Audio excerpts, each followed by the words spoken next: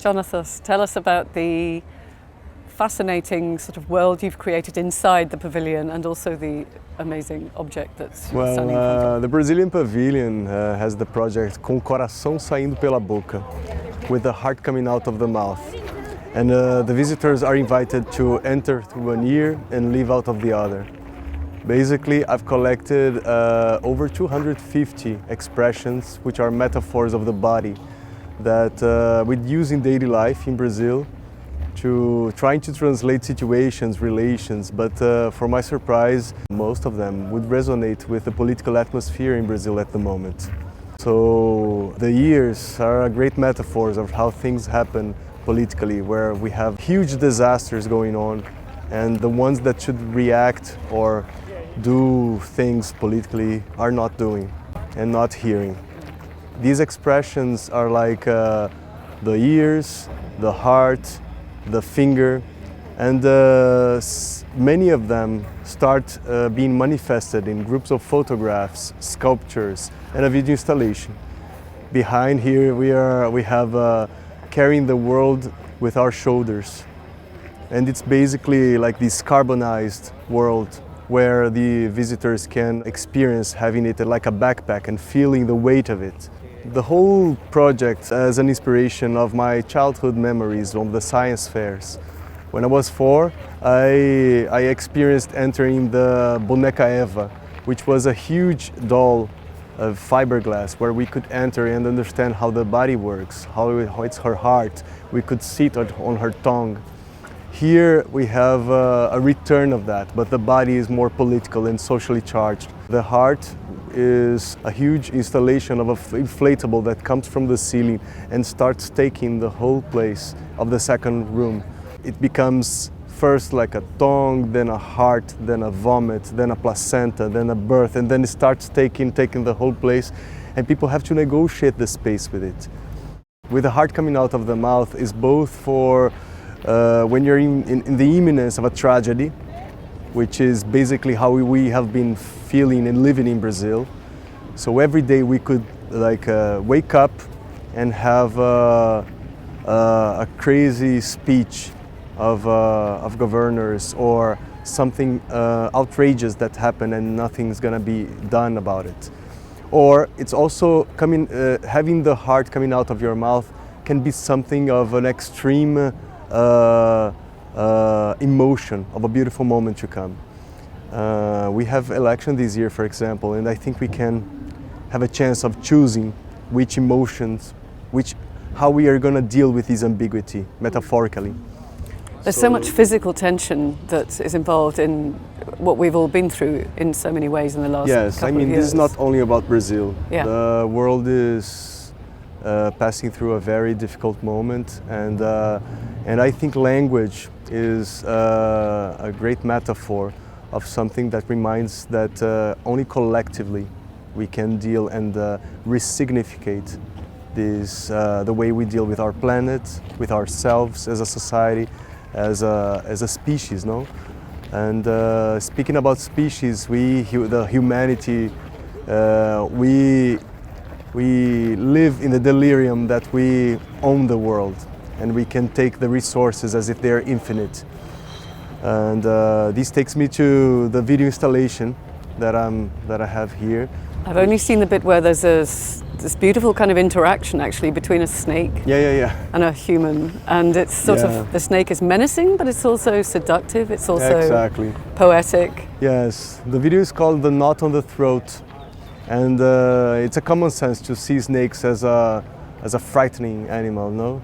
And I've invited a group of young women and men that work on a private zoo that rescue wild animals that have been in situations of danger or burnt forests, and they are completely chilled and they love the animals. And we as viewers can be tense by the interactions of those snakes with those youngsters. So the idea of having an image of a balanced interaction between nature and our own nature, our wild nature as humans, is something that is awkward or is an unusual image to us.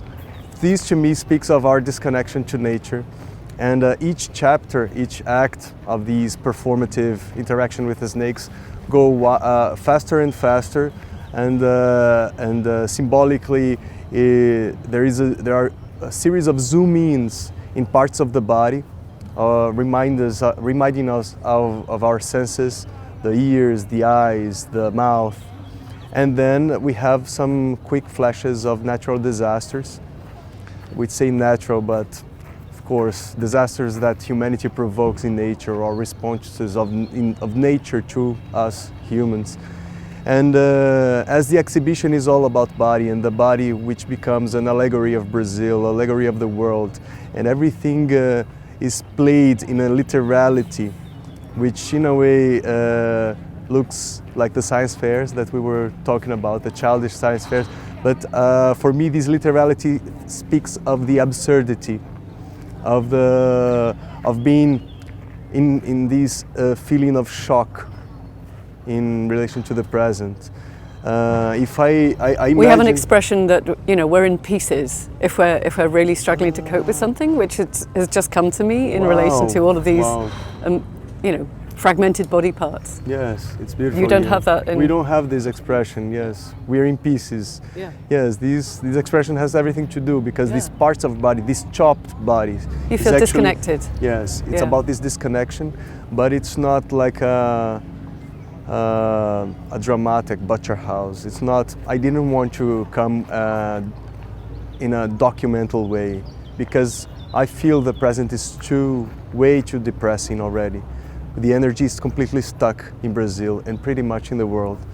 And I believe that I wanted to comment this as an invite to the viewers and to the visitors and the pavilions and the Brazilians to lift up this energy and think that language, being the tongue, the responsible of keeping these expressions alive, depending on our tone, depending on our use, depending on how we conduct them.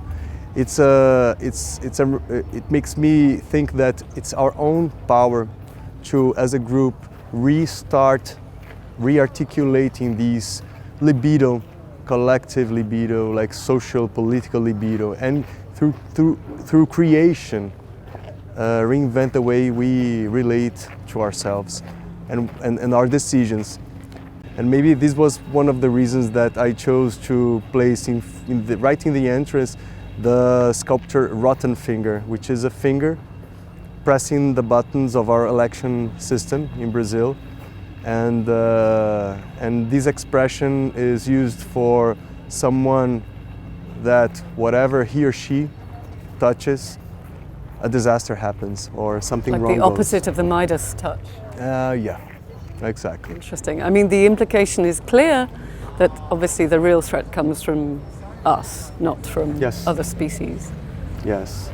So, and there was a theme I was reading very much about the utopian project and perhaps Brazil's own very specific initiatives over the last century, perhaps and beyond, to try and realize or claim that they were realizing some form of utopia. Yes. Yes, we are in a modernist building here in the pavilion, and it's very interesting to contrast the architecture looking like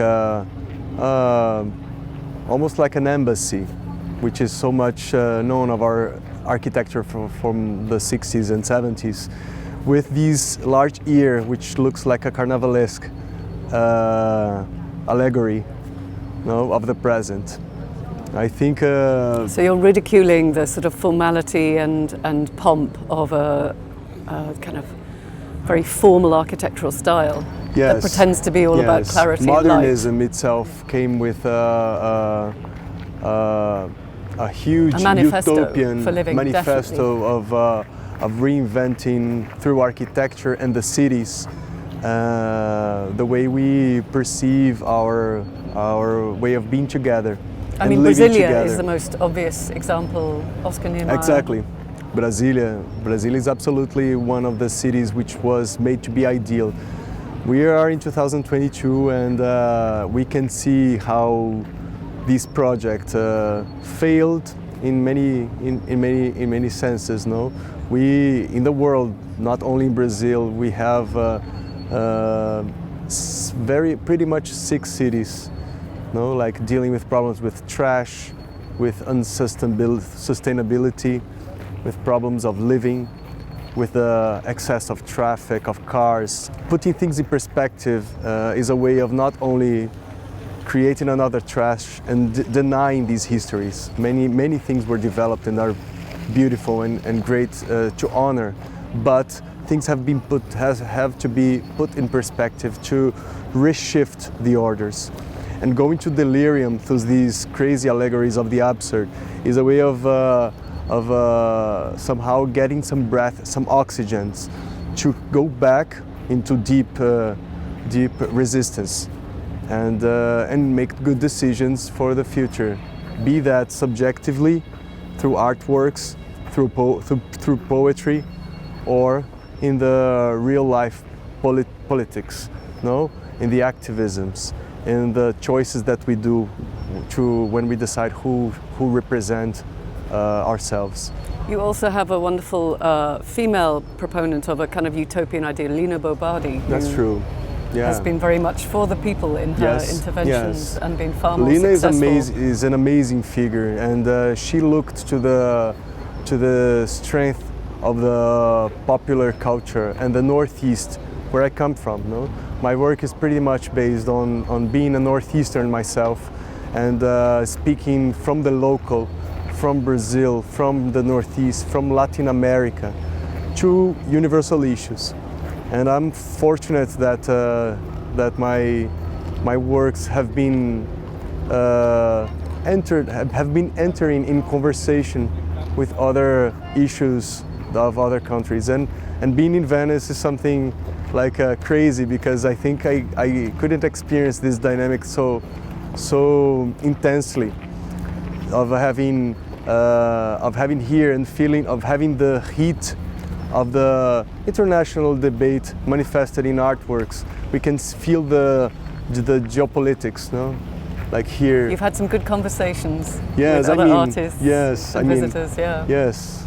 These I love. I mean, as a proper school science fair, I told my mom earlier this week, I said, I will do the science fair and receive everyone in front of my artworks, and because I think these are great opportunities of exchanging and speaking about how people perceive and how people understand, or how they are somehow challenged by the works, or how politically and ethically the works can resonate or be strong or sometimes weak.